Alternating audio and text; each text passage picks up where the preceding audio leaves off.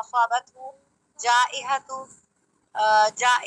اجتاحت ماله فحلت له المسألة حتى يصيب قواما من عيش جی جی ٹھیک ہے. ورجل. جی ورجل. سر یہ کنڈیشنز ہیں کوئی پہلی دوسری تیسری؟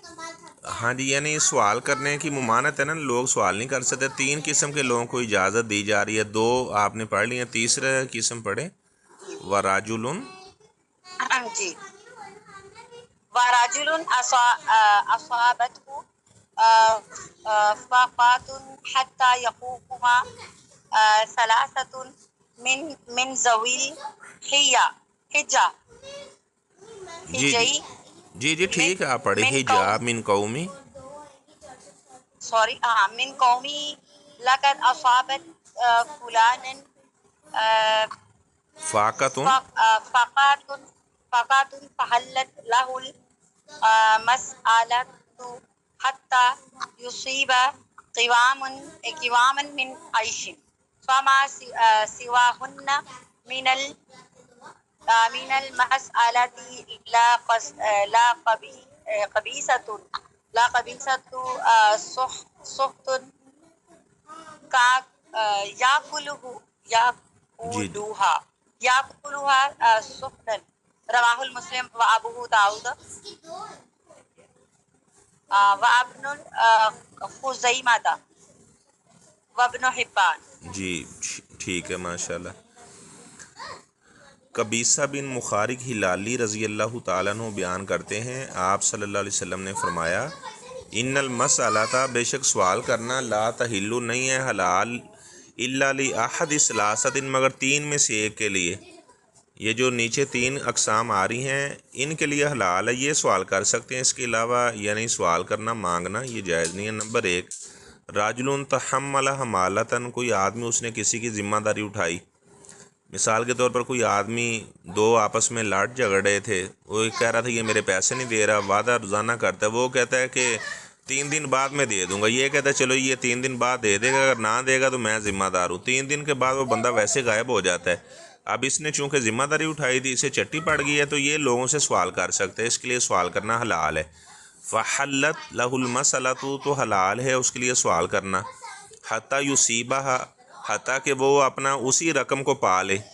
ٹھیک ہے، مثلا اگر اس نے 3 لاکھ اسے چٹی پڑی ہے، اس نے 3 لاکھ دے دیا ہے، جب وہ رقم اس نے 3 لاکھ ہو جائے، جب لوگوں سے مانگ رہا ہے، ثم یمسک، اس کے بعد یہ سوال کرنے سے رک جائے.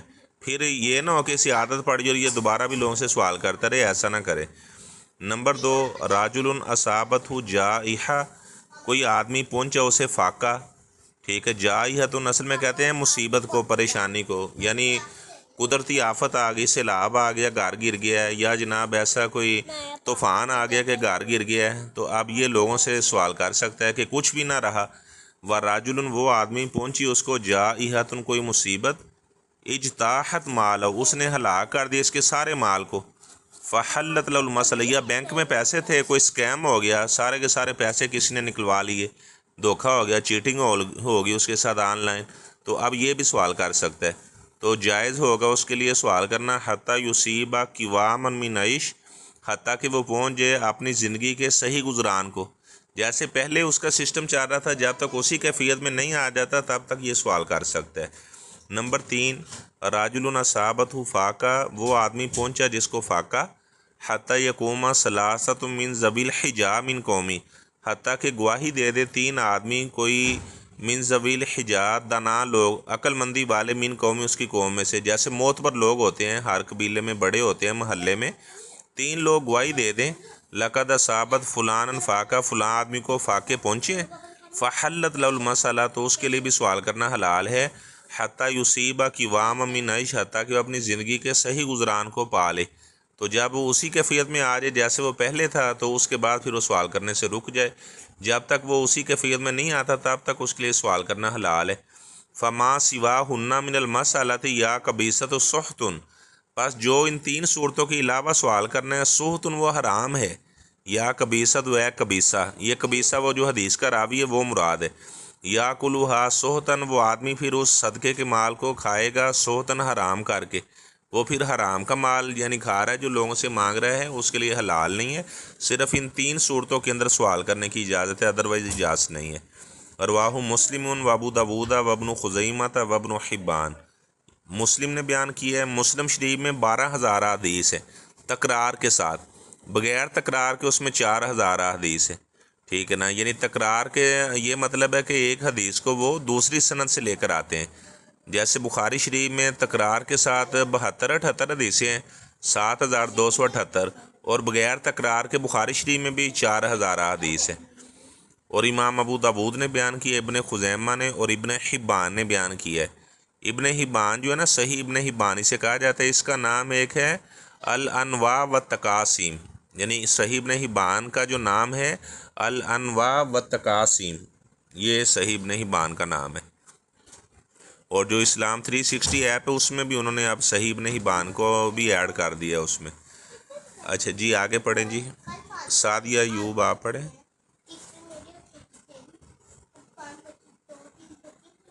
وان عبد المطلبی، 520 نمبر حدیث۔ وعن عبد مطلب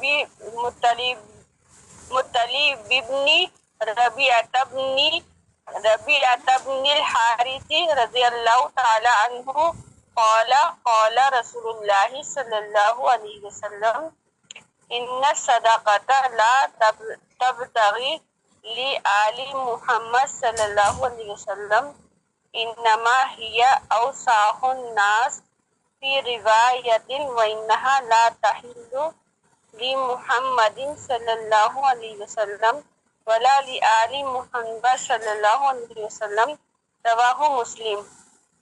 عبد المطلب بن ربیعہ بن حارث بیان کرتے ہیں، آپ صلی اللہ علیہ وسلم نے فرمایا ان الصدقۃ لا تنبغی، تبتغی نہیں تنبغی، بے شک جو صدقہ ہے لا تنبغی یہ جائز نہیں ہے، مناسب نہیں ہے، لآل محمد آل محمد کے لیے، انما ہی اوساخ الناس، کیونکہ یہ جو صدقہ ہے یہ لوگوں کی میل کچیل ہوتی ہے، ٹھیک ہے نا۔ لوگ پریشانیوں سے مصیبتوں سے بچنے کے لیے صدقہ کرتے ہیں تو یہ لوگوں کے مال کی میل کچیل ہوتی ہے، اور ظاہری بات ہے آل محمد کو اللہ تعالیٰ نے بہت زیادہ شرف عزت احترام سے نوازا ہے، تو وہ اس طرح لوگوں کی میل کچیل کو کیوں استعمال کریں گے۔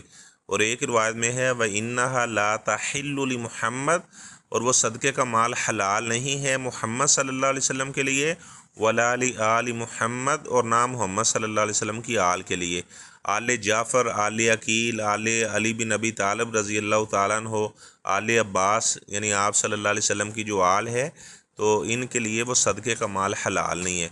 حضرت حسن رضی اللہ تعالیٰ عنہ نے ایک دفعہ کھجور منہ میں ڈال لی تو آپ نے ان کے منہ میں انگلی ماری، فرمایا کہ بیٹا اسے نکال دے، فَإِنَّا لَا نَأْكُلُ صَدَقَةً، کیونکہ ہم صدقہ نہیں کھاتے، ٹھیک ہے نا۔ ہو سکتا ہے یہ کھجور صدقے کی ہو، تو صدقہ آپ صلی اللہ علیہ وسلم کے لیے اور آپ کی آل کے لیے حلال نہیں تھا۔ اس کی علت بیان کر دی، ہیا اوساخ الناس، یہ لوگوں کی میل کچیل ہے۔